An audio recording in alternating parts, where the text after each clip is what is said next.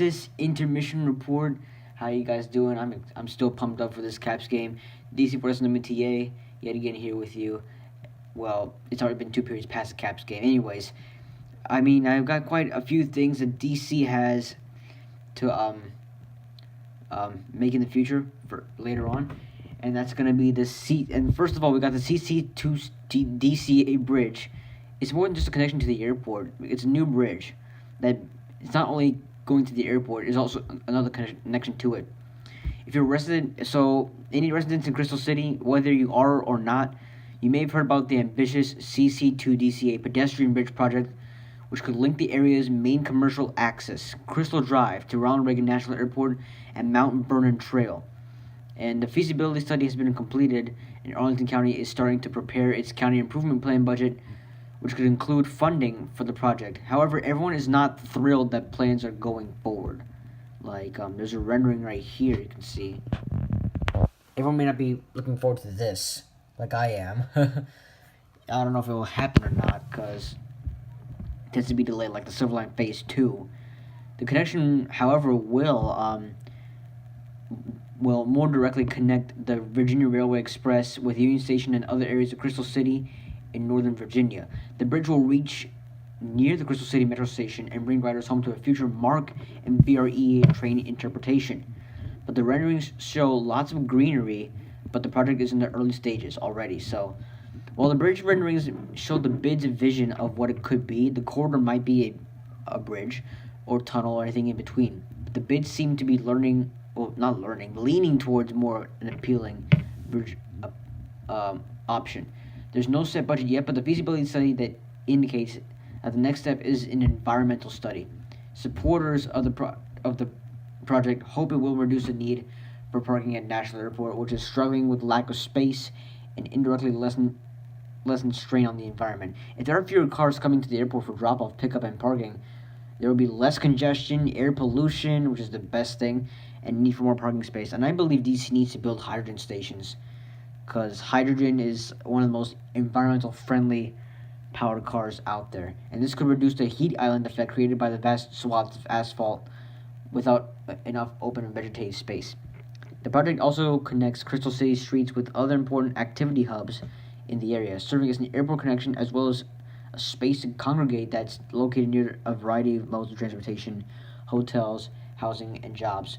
And Robert Mandels of the Crystal City Business Improvement District labels it as an economic development amenity. And not everyone is happy about the project, like I said before. And the project has been polarizing, and most people seem to love it or hate it. I mean, I'm so far loving it. Those in the hated category have criticized spending taxpayer money on something with very little direct return on investment. However, return on investment is not measured by conventional cost return estimate, but rather than the cost of the bridge being rewarded by enough revitalization of the area.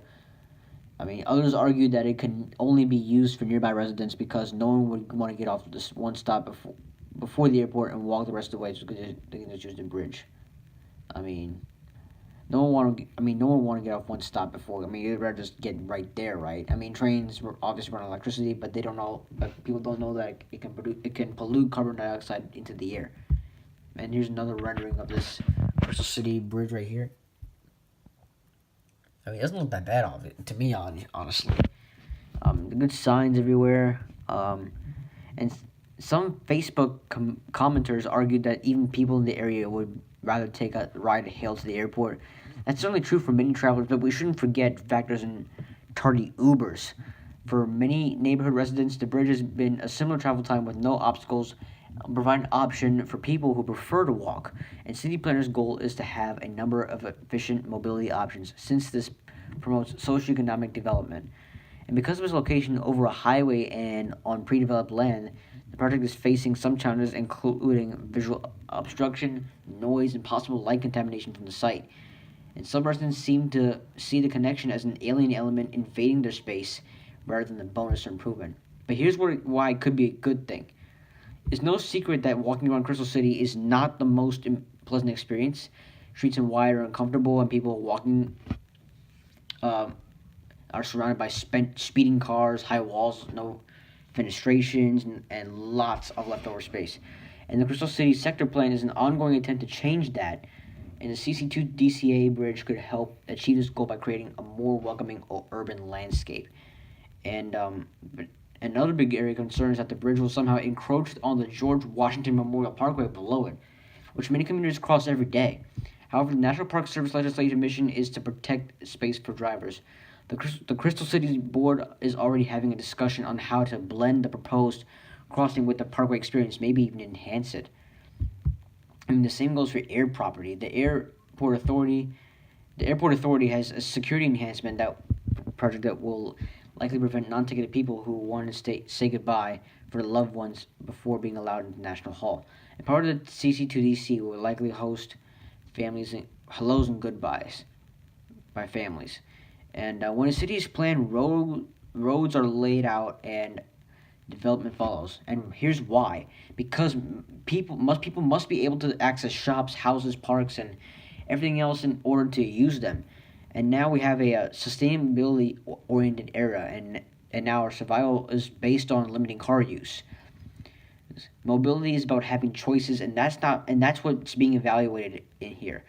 And transportation infrastructure is already there, and that's what a pedestrian connection will be give travelers another option. And many fears about the project seem to be stemming from a concern for drivers' experience.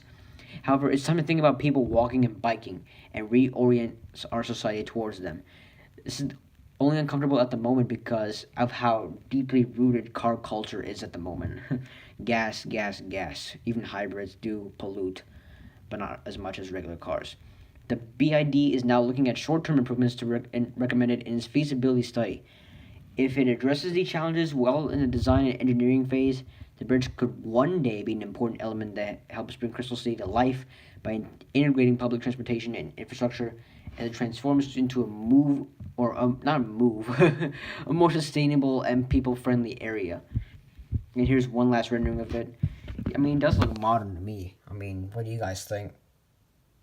I mean, it's a pretty looking bridge. I mean, it does look futuristic. Not that bad. And those of you who are still facing weeknight track work on the way back from work, I mean, trains don't come as Metro says that they will, so it's kind of like a broken promise by them. And when Metro needs extra time to perform track work, the agency routinely uses late night hours before the system closes to begin single tracking. But weeknights rail service can be cut as early as 8 p.m. But when that can happen, the agency does not create and maintain schedules so that passengers know when and where trains should be so they can get home on time.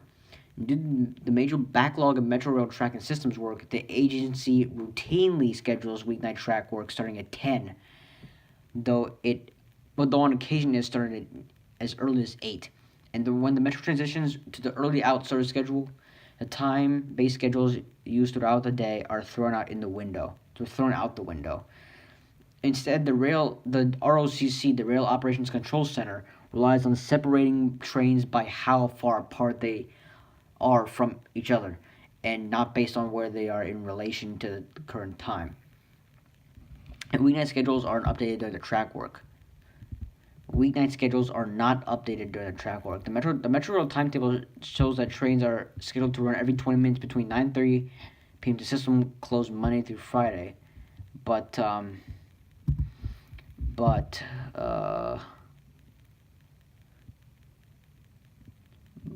with the red line scheduled to run every 15 minutes. Scheduled to run 15 to 18 minutes. Kind of a blooper there. Anyways, missing one train could lead up to waiting of 20 minutes for the next one, or possibly up to 30 when single tracking is in effect. And long headways on the rail system are far from ideal, but can be tolerable if trains arrive when the schedule says they do. According to multiple sources, however, the agency does not follow schedules for weeknight track work. On several occasions, a train operator was allowed to leave a terminal station, a terminating stop, without the schedule and was simply told to be governed by the ROCC. And Metro did not respond to a request for comment. The agency's trip planner tool lists as scheduled trains that run until the system evening close, but adherence to this schedule is minimal at best for any line affected by weeknight track work.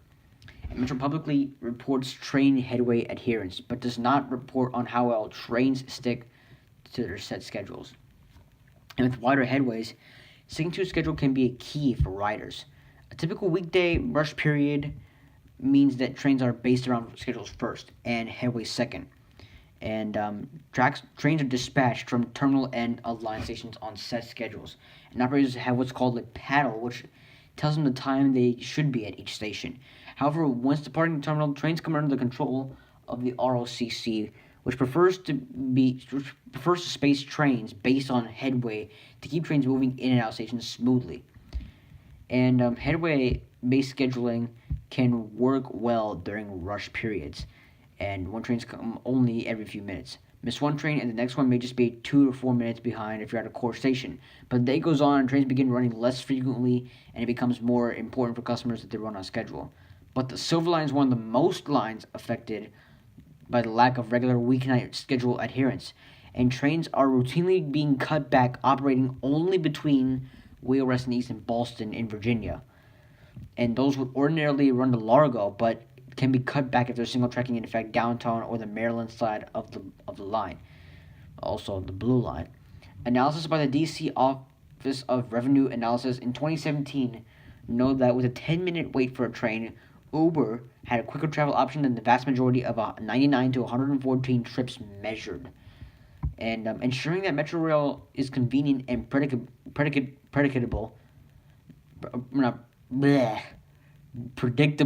for riders to use in its riders and the agency's best interests. Man, second blooper today. It would seem that making sure that trains arrive and depart stations as announced would help make that happen. Metro got to keep their promises, and it'll be a better system. I mean, that's it. There'll be more after this. Don't go away. Feel the clarity of non-drowsy Claritin and relief from symptoms caused by over 200 allergens, like those from Buddy. Because stuffed animals are clearly no substitute for real ones. Feel the clarity and live Claritin Clear.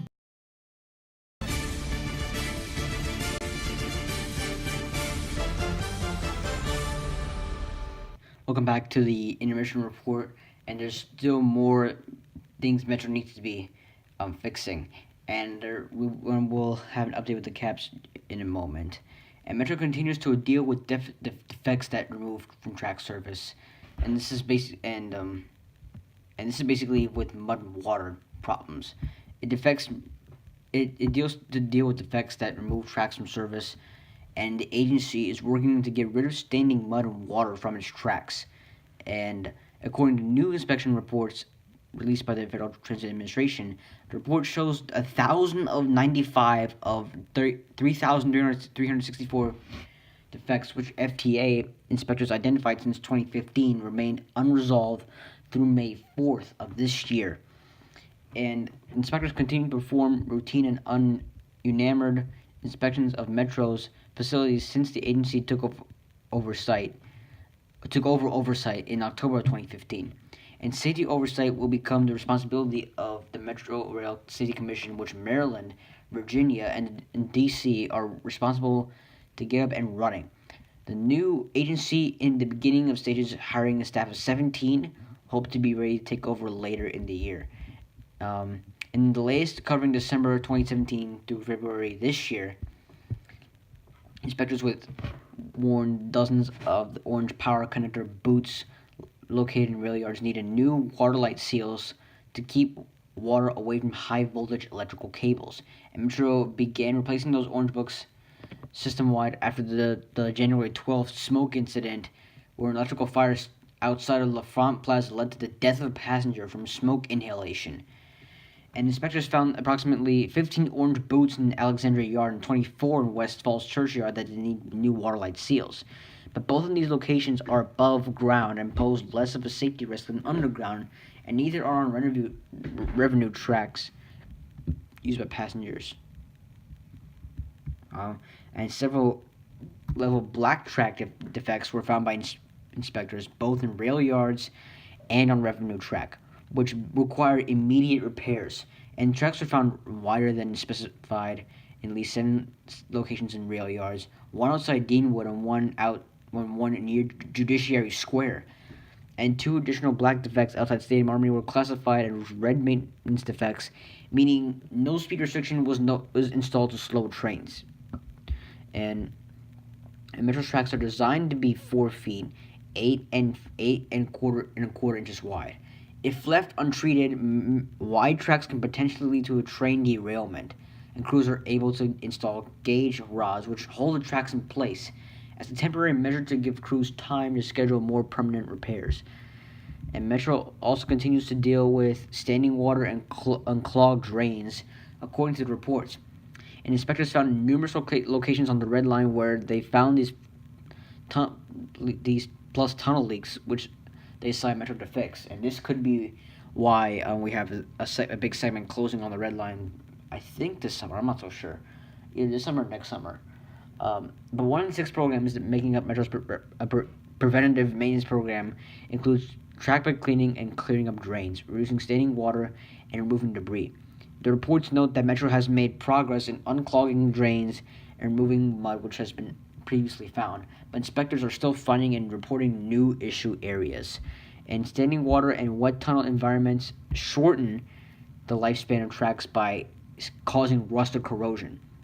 And water connected to properties also is capable of increasing the risks of things like arcing insulators and stud bolt fires. And item unrelated to the tracks, but which inspectors found numerous issues with, are elevator inspection certificates. FTA inspectors noted that at least 17 elevators in several stations, including Maryland, including Greenbelt, Largo, College Park, and Fort Todd, had expired certificates, and that valid ones were not available. And a valid elevator certificate indicates that it passed inspection and is in working order for passenger use. Other recurring issues found during the 3 months of inspections include blue emergency trip station lights out of service, missing third-rail cover boards, and trains which did not slow down at 10 miles an hour when passing the track personnel. And Metro is working on their corrective action plan to ensure the speed of their trains and the safety of track workers. So yeah, safety first before anything else happens. And last but not least, Metro will keep its short late night hours for at least 1 more year.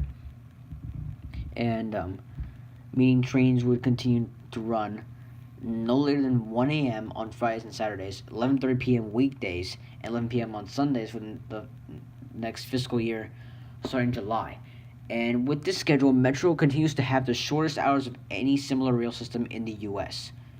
In May 10th, Metro staff made the case to the agency's board of directors that the system should continue to close early to allow preventative maintenance track work to continue.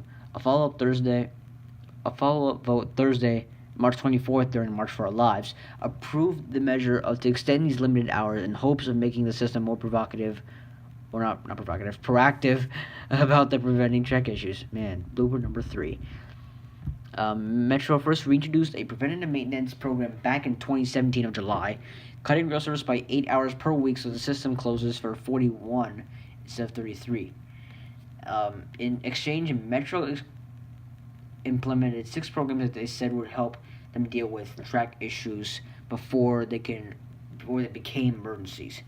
And the programs are supposed to check for bad power cables, find where power escapes the track power system and causes fires, properly grind and main switches, torque track fasteners, and keep the tracks level and in proper alignment with ballast dampening and cleaning up the track bed. And the board of directors previously approved the program to run for 2 years, but required periodic updates to its status. 9 months in, Metro says that the program is mostly on track.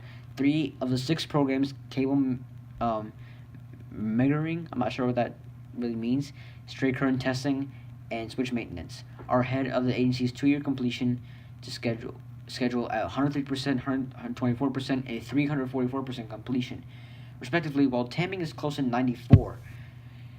Track cleaning is behind schedule at 72%, which Metro attributed to the Red Line waterproofing pilot program taking over the track time.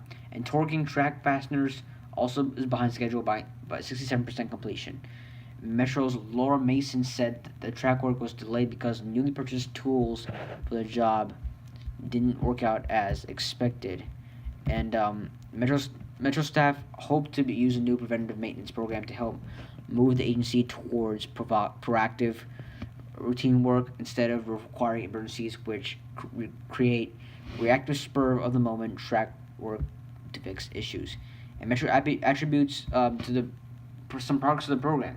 The agency does say electrical fire incidents are down 3% since the same time last year, from 33 to 31, while fiscal year 2017 had a total of 55 electrical fires. Metro's goal is to nearly halve fires by next year, for an estimated 28. And on the track side of things, the agency has recorded 243 track defects so far this year, down from 374 the same time last year. Fiscal year 2017 had a total of 874 identified track defects. It's quite a lot. Metro hopes to be able to reduce the number of defects by half, which is 50%, bringing total track defects down to an estimated 437 next year. And fewer emergency track defects or fires mean fewer disruptions to train service. For Metro, it also means that employees can do their work more routinely, and emergency track requests typically require precedence over scheduled routine track work, so that the more there are, the more disruptive they become. And Metro crews created 2142 and 2528 emergency track requests in the first 9 months of fiscal years 2016 and 2017. But only 1,034 requests have been made so far in this year's fiscal year, fiscal year. Although more work is yet to come to bring that number even further down. And with shorter hours, Metro says conducting work is more efficient. Metro's new shorter service hours began last summer in July, and the agency is now closed 41 hours a week, often only closing 36 hours per week in 2016 through down from 44 hours per week as it stayed closed back in 1998. And Metro says the shorter hours were needed to allow workers to be more efficient and get more work done while they're out on the tracks. And they previously Metro's existing track work schedule caused workers to spend lots of time setting up and tearing down work zones, but accomplishing actual work. And Metro changed all that with Safe Track when they began taking sections of track out of service for days or weeks at a time, meaning the percentage of time spent at setting up and tearing down was minimal compared to how much time was actually spent doing work. And shorter system hours this past year have been allow Metro workers to be more efficient, according to the agency. But board documents say that with the 24% increase in time that system is closed, workers are able to accomplish 34% more work, or work wrench hours, as the agency calls it. Workers are able to spend 113,085 hours being productive so far in this current fiscal year, but 84,656 productive hours have been spent at this time in fiscal year 2016 before Safe Track. And when work wrench hours measure the total time that a technician has tools in hand and is directly conducting work. The metric doesn't measure the efficiency of the work or its quality. Metro did not provide work wrench hour figures for fiscal year 2017, during which rail service was severely impacted by Safe Track. And Metro does chalk the extra productivity primarily to the shortened hours on to the weekends, where the system now closes earlier and opens later than it used to. And productive work increased 144% over Friday to Sunday, according to the agency, in this year's fiscal year as compared to 2016's. But here are some of the service changes from 2016 to 2018, which will stay the same for 2019. Monday through Thursday, Metro Rail will close 11:30 p.m. instead of midnight, and Friday and Saturday, Metro will close at 1 a.m. instead of 3 a.m., and Sunday it opens at 8 instead of 7, and 11 instead of midnight. And that would be all there is. So no change in the hours for Metro days. And a quick update for the Caps game: the Caps are leading 3-1 right now, and that's a good job so far. The defense is on high alert. That's awesome for the Caps fans. And let's see if that continues for the period game 2.